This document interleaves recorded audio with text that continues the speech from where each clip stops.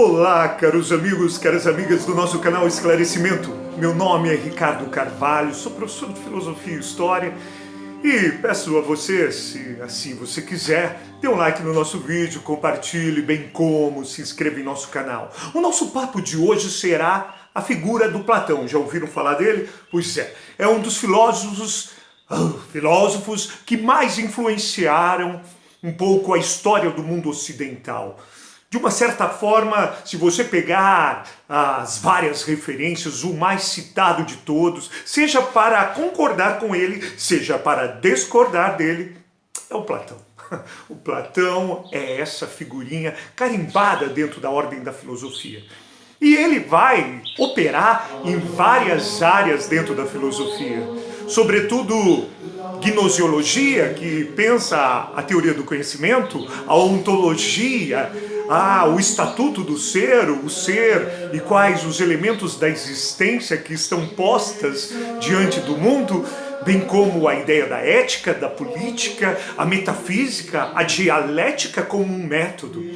Bom, e hoje, nada melhor para você conhecer o nosso querido Platãozinho, que nasceu lá na Grécia Antiga, e ele era conhecido por um Platão porque ele tinha, segundo dizem, umas costas bastante largas e tal. Então, nós vamos partir daquilo que é mais conhecido dentro da sua filosofia, que é o mito da caverna, descrito na sua obra República, no livro 7º, em que descreve em que prisioneiros nascem e crescem dentro de uma caverna com o seu pescoço e os seus membros marcados e acorrentados de maneira tal que a única coisa que eles eram capazes de ver era o fundo da caverna. E este fundo da caverna estava marcado por uma luz, uma grande abertura pela qual se estabelecia um muro, e em cima deste muro havia uma fogueira transpondo ele.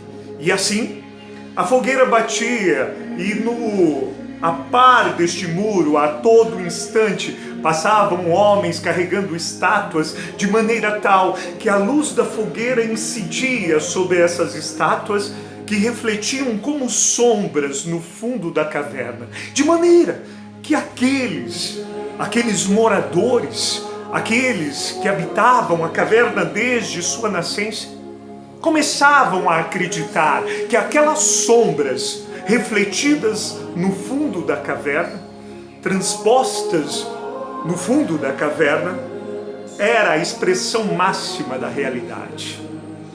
Portanto, o mito da caverna tem essa dicotomia, luz, sombras, marcadas por uma ordem daquilo que o nosso querido Platão vai estabelecer para fundamentar vários aspectos da sua filosofia. E o que diz o mito da caverna? As pessoas que viviam sob tal condição, e um deles, um rebeldinho aí, qualquer, que cansado e percebendo que as algemas não faziam parte de sua pele, ele consegue se livrar. E à medida que ele se livra, ele vai, de uma certa forma, escalando até chegar à amplitude da abertura da caverna e transpor o muro, e aí ele verifica que o mundo e a realidade das coisas não eram as sombras que lá estavam, mas as coisas nítidas, que era marcada pela fogueira, mas ainda mais pelo sol que brilhava lá fora, coisa que ele jamais havia contemplado.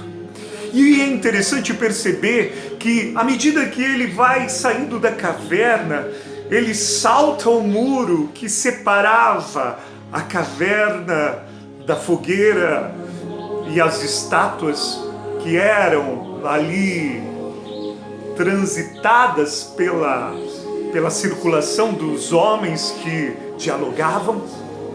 Ele sente que o seu olhar não está pronto.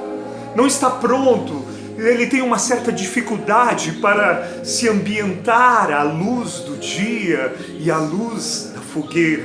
Mas, depois de algum tempo em que ele supera essa dificuldade, ele começa a ver tudo. E ele vê com grande nitidez e vê de uma maneira entusiasmática aquela realidade que ele passara a vida inteira sem conhecer, imaginando que nada mais fosse do que sombras. O mito da caverna, e aí Platão, antes de ser um filósofo, que ele tem lá o seu encontro com Sócrates, ele era um escritor de peças teatrais. Por isso que eu acho que ele escolhe o mito como uma maneira didática para ensinar a sua filosofia, para popularizá-la de um certo modo, a simbolizar os seus conceitos. E hoje aqui, neste vídeo, nós vamos buscar os desdobramentos do mito da caverna a partir de dois aspectos da filosofia do nosso querido Platão: sua ontologia e sua epistemologia ou gnosiologia. Gnose em grego significa conhecimento, que é a mesma coisa a teoria do conhecimento. Como se produz o conhecimento? Ou nós nascemos com ele? E veremos que não. Segundo a tradição platônica, os seres vão estar marcados por essa distinção que se reproduz no pensamento dele: os seres sensíveis e os seres suprassensíveis. Os seres sensíveis é aquilo que temos de mais imediato sobre nós, aquilo que vem pelos nossos sentidos, pela visão, pela audição, pelo tato, pelo olfato e pelo paladar. Aqueles homens, existe uma estatura do ser, o ser enquanto aparência, o ser enquanto mero simulacro. E aqui, dentro do mito da caverna, este ser enquanto simulacro, enquanto mera aparência, são as sombras, são as meras sombras. Mas, no entanto, Platão ele vai colocar na ideia das estátuas. As sombras é uma projeção das estátuas, e aí há dialeticamente uma evolução daquilo. Se os seres das aparências são os seres mais elementares diante dessa ordem, agora as estátuas não. As estátuas já têm um grau de ontologia mais próximo, não são meras sombras, são as coisas nelas mesmas. Aqui, estátuas e sombras representam esse ser pautado pelo mundo sensível, pelas nossas visões, pela nossa audição, pelo nosso tato, pelo nosso paladar e pelo nosso olfato. No entanto, à medida em que aquele rebeldinho da caverna consegue se desvencilhar, escalando a caverna, transpõe o muro que dividia. Aqui, e essa transposição do muro, e é esse olhar que se impacta com as luzes, há uma mudança, há uma transformação aqui. E essa transformação em que vai se descrevendo dentro do mito da caverna é aquilo que chamamos de dialética. A dialética platônica, ela vai sendo pautada por degraus.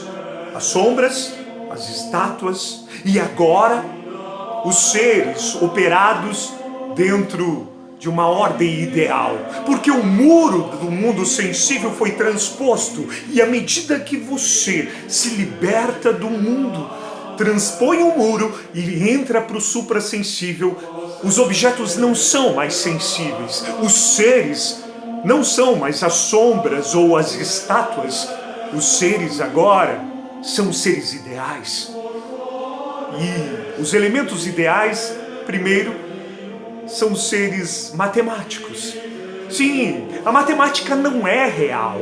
A matemática não é um elemento sensível, mas ela é um produto de seres ideais. O teorema de Pitágoras, ou mesmo uma equação do segundo grau, são seres ideais. São seres produzidos pelo fogo. Pelo fogo. O fogo que reflete sobre as estátuas e reflete e faz como projeção as sombras. E aqui, E aqui há uma transposição do ser. Os seres ideais são os seres da matemática. É por isso que Platão, em sua academia, escreveu bem alto lá dizendo: aqueles que não sabem matemática, é melhor não entrar. Mas existe o ser enquanto ser. O ser que abarca toda a realidade, que é o Sol. Não é a fogueira. Não é a fogueira das ideias matemáticas que tem uma certa estabilidade, mas não é uma estabilidade absoluta.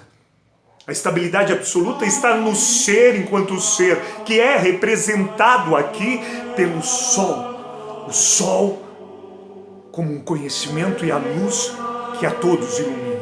O Sol do qual a tradição cristã vai retirar do pensamento de Platão a ideia de Deus. O Sol imutável, onipotente, onipresente, onisciente, ou seja, é o ser supremo, o sumo bem, o sumo verdadeiro. Esta é a ontologia de Platão. A ontologia enquanto seres da aparência, enquanto as coisas sensíveis nelas mesmas, enquanto os objetos da matemática ideal, e o ser enquanto ser, o Sol, o divino, o bem, o belo e o verdadeiro. E essa visão de mundo ontológica vai ter uma influência profunda no que Platão vai erigir na sua gnosiologia, na sua epistemologia, ou naquilo que podemos chamar na sua teoria do conhecimento. E aí entra novamente a ideia da dialética. O primeiro conhecimento é o conhecimento mais precário, em que a diversidade é ampla e a instabilidade é imensa. É aquilo que ele chama de eikaisia. A eikaisia são as sombras, os simulacros, os elementos da imaginação em que nada é absolutamente concreto, operado simplesmente por uma abstração, por simulacros, pela visão. Mas a dialética procede e você sobe um grau de conhecimento à medida que agora você já não está mais na eikaisia, mas você já dialeticamente subiu o degrau da piste. Pistes é aquilo que revela a fé, crença, que está pautada numa relação mais forte com as coisas, numa impressão dos elementos sensíveis aos nossos ouvidos, ao nosso pegar, ao nosso olfato, ao nosso paladar. Então há um conhecimento em que é a eikaisia, que procede para a piste, que já é um conhecimento melhor, menos inseguro, menos diverso. Só que, no entanto, tanto a piste quanto a eikaisia são conhecimentos do mundo sensível. E por ser um conhecimento do mundo sensível, eles são diversos e instáveis. Portanto, não dá para você formar ali uma ciência segura, precisa, um conhecimento no qual você possa fundamentar uma ciência.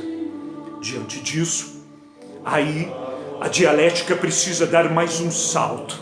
Sair do mundo sensível para ir para o conhecimento do mundo suprassensível. E é neste salto, o salto do muro que lá encobria as estátuas, é que vem aquilo que o nosso querido Platão chamava de dianoia. Dianoia já não é mais o conhecimento dos simulacros, das sombras. Dianoia já não é mais o conhecimento da pistes, da crença, das coisas que se toma e se sente. Dianoia é o conhecimento operado pelos objetos da matemática, iluminadas pela fogueira. Sim, Aqui temos claramente a visão da dianoia. E aí a dialética é um processo do conhecimento. Lembra de quando aquele rebeldinho saiu da caverna e os seus olhos tiveram dificuldades? É a mesma dificuldade às vezes que você tem para aprender a dianoia. A matemática e os seus elementos abstratos, muitas vezes difícil de compreender. É aquele momento em que você está ambientando-se entre a passagem do mundo sensível para o mundo do inteligível, do suprassensível. A dianoia é a operação do pensamento matemático. Mas o pensamento matemático, embora te dê alguma certeza, porque 2 mais 2 é sempre 4 e não vai mudar. Portanto, aqui já temos um modo para estabelecer aquilo que Platão chama de episteme. Ciência. Ciência. Existe ainda um processo para a dialética, que é aquilo que chama-se de noesis. Noesis é quando você é capaz de intuir, mais do que por uma visão discursiva, intuir por meio de uma visão plena o divino. Noesis é o conhecimento do divino. Caros amigos, um abraço para vocês. Dê um like no nosso vídeo e até a próxima.